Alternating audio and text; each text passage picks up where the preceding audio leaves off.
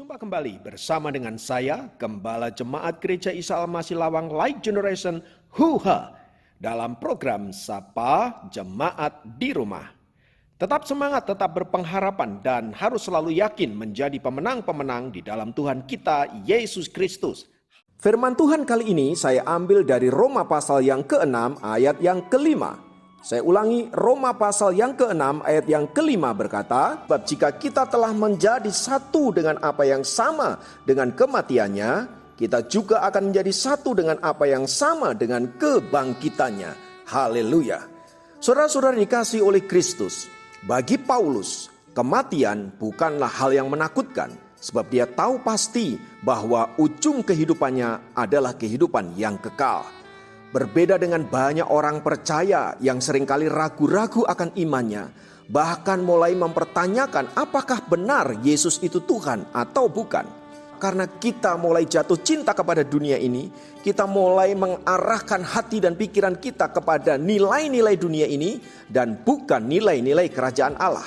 Tak heran hati kita kemudian condong, sedikit demi sedikit, lama-lama meninggalkan Kristus sama sekali. Oleh karena itu saudaraku yang dikasihi Kristus, mari kita terus menjaga iman kita untuk tetap menyala. Karena kita tahu bahwa kalau kita sudah mati bagi Kristus, maka kita juga memiliki kehidupan bersama-sama dengan Dia. Seperti apa yang dikatakan oleh Paulus, bagi dia mati bersama-sama dengan Kristus justru membawa dia kepada kehidupan yang abadi. Sebab firman Tuhan berkata, barang siapa telah menjadi satu dengan apa yang sama dengan kematiannya, maka dia juga akan menjadi satu dengan apa yang sama dengan kebangkitannya. Saudaraku, tahukah Anda seorang pria yang bernama Ignatius? Ya, sebagian besar kita tidak mengenal nama itu. Padahal nama itu adalah orang yang sangat penting dalam sejarah gereja. Ia adalah murid langsung daripada Rasul Yohanes yang mati secara martir pada tahun 111. Nama belakang Ignatius adalah Theophorus yang berarti pembawa berita Allah. Karena ia memang sering menyampaikan firman Tuhan sebagai Tuhan dan Juru Selamat baik melalui kata-kata maupun tindakannya. Ignatius percaya bahwa kehidupan manusia merupakan kematian yang berkelanjutan kecuali Kristus hidup di dalamnya. Ia dikenal sering berkata, Kristus yang disalibkan adalah satu-satunya dan seluruh cintaku. Meskipun Ignatius menanggung kesengsaraan hebat, ia mendapatkan penghiburan dalam kebenaran Injil yang berkata, karena dunia membenci umat Kristen, maka Allah mencintai mereka. Setelah mengetahui bahwa kekaisaran Trajan menaikkan syukur kepada dewa-dewa di Antioquia dan mempersembahkan pengorbanan besar bagi mereka, Ignatius mencela mereka dengan terang-terangan dalam bait suci.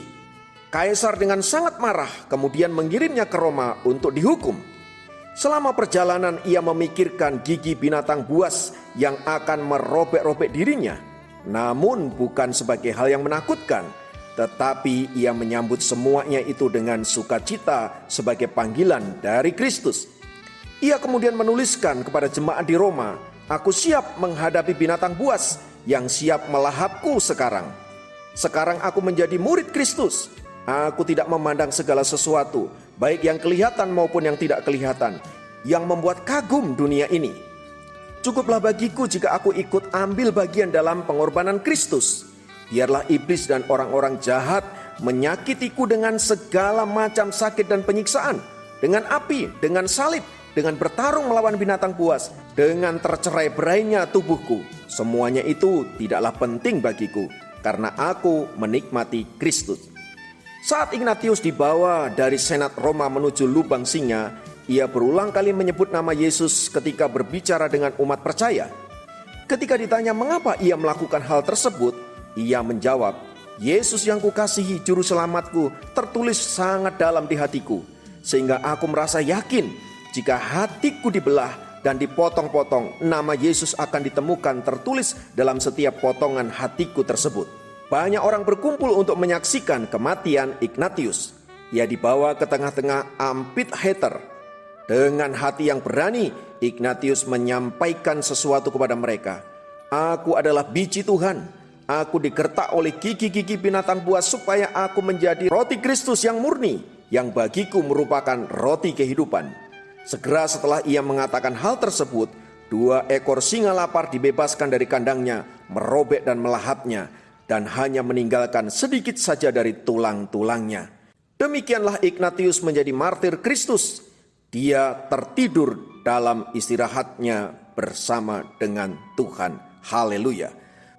Saudara-saudara dikasihi oleh Kristus, apa yang dialami oleh Ignatius tidak dianggapnya sebagai beban, tetapi sungguh ia menerima semuanya itu dengan sukacita karena ia tahu bahwa kehidupan dia tidak berakhir di dunia ini, melainkan di dalam kerajaan surga bersama dengan pemilik kehidupan, Raja di atas segala raja. Dialah Yesus Kristus Tuhan. Seperti Ignatius yang dengan berani menyatakan imannya kepada dunia, mari kita orang-orang percaya menjadi saksi-saksi Tuhan di akhir zaman ini agar nama Tuhan dipermuliakan. Jangan takut, sebab kita punya Tuhan yang luar biasa, Tuhan yang akan menolong dan Tuhan yang akan membela hidup kita.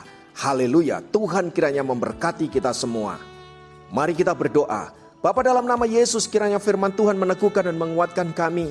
Kami adalah orang-orang yang sudah ditebus oleh kematian Kristus, dan kami sekarang adalah orang-orang yang hidup di dalam Tuhan. Tujuan hidup kami jelas, yaitu kerajaan sorga, bukan dunia ini.